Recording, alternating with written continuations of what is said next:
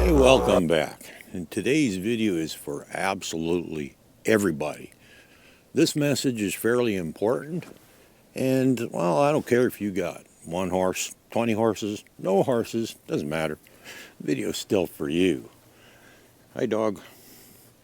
Our resident guard dog here, and her cat. The dog and the cat are best friends. Don't understand why, but that's okay. Doesn't matter. Probably just as weird as the message I got. You see, I want to start off, we'll get to horses a bit. In fact, I'm not quite entirely sure where all this message is going to go, but we're going to start off talking about people. And, well, I've been around for a little over 60 years making observations of human behavior and such, and I even took a bit of a psychology course once. And I've always found human behavior kind of interesting, and I've observed it my entire life. And something that I have noticed, and well, this does have to do with horses eventually, but it's mostly people right now, is it doesn't seem to matter whether it's a famous actor, musician, a politician, religious leader, whatever. We take these people that are of influence and authority and we put them up on the pedestal. We elevate them to a level that really isn't fair to them. And we hold them to a much higher standard than what is really fair and what we should be doing. And although people of influence, I think maybe perhaps we should expect them to hold themselves to a little bit higher level of standard, because of the fact they're influential and sometimes role models and that sort of thing. I don't think it's fair that we do it to them. I don't think that we should have expectations of these people that are any greater than that of ourselves because of the fact that they're humans. And humans make mistakes. Sometimes we make bad decisions, and in a lot of cases, the positions that people end up in, it's just their job. That's just what they do, and they're nobody different than you or me. But for some reason, we seem to think they are, and then the minute they do something wrong, it's a huge scandal. That's not right. And, well, this is kind of something I want to talk about, and it has to do with horses, too, which I'm going to get into right away, because our expectation of people in different places in life, well, we do the same thing with horse people. Clinicians and trainers and such like influential people, and we hold them up to a much higher standard, and forgetting that they're human just like the rest of us. They're just doing a job, and they happen to be fairly good at it, hopefully, and because they're good at it, that's what they do for a living. And unfortunately, we tend to think that they're some kind of special people. Well, they're not. They're just like you and me. And, they make mistakes. They have skeletons in their closets. They have, personal lives that they have to deal with and problems, and they have their own fears and insecurities. And none of these people are perfect. None of them. Not one of them. And, I've been listening to a lot of podcasts lately and reading articles with interviews with, predominant people in the horse world. And it's interesting that, some of them got some pretty cool stories to tell, but some of them also open up and, reveal the fact that, these people that we think are something special, they're just like you and me, and some of them are really messed up and got some problems and some insecurities and stuff like that, really, they're, well, in fact, some of them might even be a little bit worse off than you and I, in some respects, just because they're famous and possibly wealthy. That's something that can be a little bit misleading, too, is because a lot of them are using facilities that aren't even theirs. They actually have a very humble lifestyle that they live, and where they do a lot of their videos and demos and that sort of thing. They don't own those places. A lot of clinics are filmed in facilities that they definitely do not own, and I can think of a number of them that I've watched where I know darn well it's not their place. And Some of them rent homes. In fact, even the ones that are well known, you got to look. They didn't start off that way. They started off nobody. Just somebody that happened to really like horses, and they happened to work hard at it and spent a lot of hours doing it, and eventually made a name for themselves. But they did, I could think of one in particular. They were living off of food stamps for the first part of their career, and they're a fairly well-known individual now.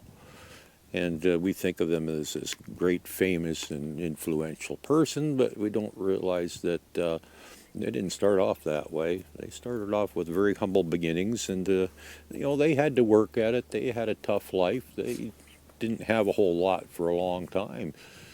And what's interesting is there was one individual in particular that one of the comments they made was one of their goals in what they do is not so much to show off their performance and such, but to show people possibilities. And that's what I like to do too. And I thought that was pretty interesting when I heard them say that, because I chuckled a bit, because that's what I try and do. And I've said it a few times in my videos when I'm doing demos with my horses, particularly the Liberty work, stuff like that. It's like, I'm not trying to show off what I can do with a horse. I'm trying to show you what you can do with a horse. Because most of the stuff that I do isn't really all that hard. I mean, I'm nobody special. I mean, I do have an affinity for animals, but other than that, I didn't grow up with horses. I've, compared to a lot of people, I've spent relatively few years with horses. I don't have the vast amount of experience, but I do have a little bit of common sense, and I like to share that with you and show you what you can do, because if I can do it, you can do it. That's something I've said many times. If I can do it, you can do it. I'm nobody special, and that's something that I want to share with you, is that, in my videos, and, it doesn't matter who you watch, and when you watch videos of people that you think are influential or think they're really good, you got to remember they're no different than you and I. They get up every day and put their socks on one at a time and pull their pants on one leg at a time and do up their shirt one button at a time, assuming they wear a shirt with buttons. But they're no different than you and me. They're just people doing a job that they happen to be reasonably good at, and they're wise enough to document it on videos or whatever, and share it with you. And there's quite a few out there that are pretty darn good, that they've been influential to me. And I try to pass that on and do the same thing for others, because early on in my career, I found that, it was actually very difficult to get good information on horses, ways of doing things, and even just general information about horses themselves. The few people that actually knew anything, they either for some reason weren't real interested in sharing the information that they had, or they really didn't know what they were doing all that well, because, well, they learned from Dad, who learned from Grandpa, and when you ask them why Grandpa did it that way, they didn't know. Well, it's just always been done that way. So that's one of the reasons that I do these videos, to try and help you along a little, get you pointed in the right direction when it comes to information about horses, and how to interact with them and stuff like that. But I also really, really like to do, just as one individual said, I want to show you possibilities. It's not about what I can do, it's about what you can do. And I have to check myself too constantly when I'm doing these videos, to make sure that they are something that is really, truly pure, in the sense that it's about the horse. It's not about me. It's not about becoming well known or making money. Heck, I'm never going to make money off these videos, and I'll probably never be well known either. It doesn't matter. But if I can help a few people, that's great. That's what it's all about. So the next time you're watching a video of somebody else other than myself, or well, it could be even me too, just remember, they're people. They're just like you and me, and they have their shortcomings. And if you met them in person, maybe you wouldn't even like them. I don't know. Heck, I'm sure if you met me, you might not even like me. I try to be likable, but that's not my goal. I'm honest. I don't put on any kind of facade for anybody. I am who I am, and I don't pretend to be anything else. And I've seen videos that are so well edited that people are truly trying to be something else. And every time they post something on social media or they put up a video, it's all about how many likes they get or shares and all this stuff, how many comments they get. And that's not what it's about. It's about the horse, and it's about you, and it's about helping you with your horse. And that's what we're trying to accomplish here. So just remember, when you're watching these people that you think are really special, don't make them into something they're not. They're just people. Yeah, they might be darn good at what they do. Some of them are really good, but they're still just humans, and some of them are actually pretty humble. And the ones that are honest don't edit, some of their mistakes out of their videos. I can think of one guy. He's actually pretty good about that. And if you watch his videos, you'll see him make mistakes from time to time, and he'll be, oops, I dropped my lead, oops, I dropped my flag, and oops, I missed a cue. And hey, and that guy's really, really good too, but he makes mistakes, and you will too, I can guarantee you. And it's, as long as you're human, you're making mistakes. If you don't make mistakes, you're either a liar or you're not human, one or the other. So that's kind of the point of this, is we're all humans. We're all in this together. We all got our strengths and weaknesses. I do have a little bit more of an affinity for animals than some people, so as a result, some of the stuff comes easy to me. But it doesn't mean you can't do it. You might just have to work at it a little bit harder. But it's absolutely possible.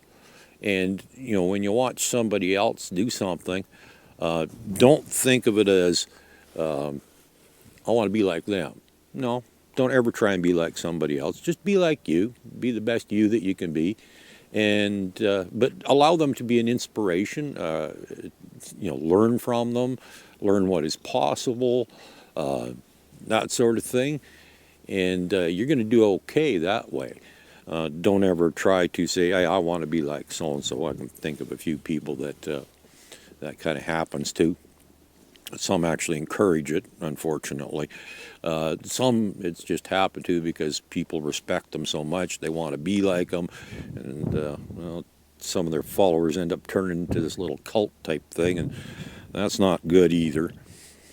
And so, like I said, this video, it's a message for everybody, because it doesn't matter whether it's an actor, a musician, an author, a political leader, a famous speaker of some kind, whatever.